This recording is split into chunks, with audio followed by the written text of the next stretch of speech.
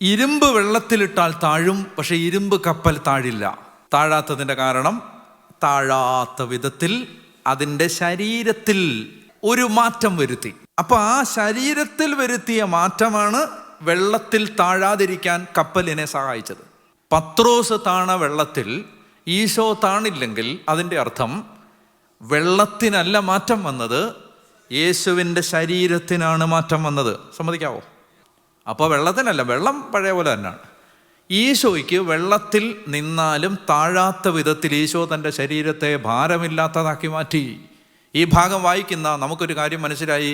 എൻ്റെ കർത്താവിന് അപ്പത്തെ മാത്രമല്ല മാറ്റാൻ കഴിയുന്നത്, അവൻ്റെ ശരീരത്തെയും മാറ്റാൻ കഴിയും. ഈ സംഭവത്തിലൂടെ ഈശോ ലോകത്തിന് മുമ്പിൽ തെളിയിക്കുകയാണ്, I can transform my body too, I can transform this bread you given to my hand and I can transform my flesh. നിങ്ങൾ ശ്രദ്ധിച്ചിട്ടുണ്ടോയെന്ന് അറിഞ്ഞുകൂടാ, അന്ത്യത്താഴമേശയിൽ വെച്ച് യേശു അപ്പം എടുത്തിട്ട് ഇതെൻ്റെ ശരീരം എന്ന് പറയുമ്പോൾ യൂദാസ് ഉൾപ്പെടെ ഒരാൾ പോലും ചോദിച്ചില്ല അതെങ്ങനെ ഒക്കും എന്ന് ചോദിച്ചില്ല. ചോദിച്ചോ? ഇല്ല. കാരണം അവരുടെ മുമ്പിൽ യേശു തെളിയിച്ചിട്ടുണ്ട്, എനിക്കിത് പറ്റും.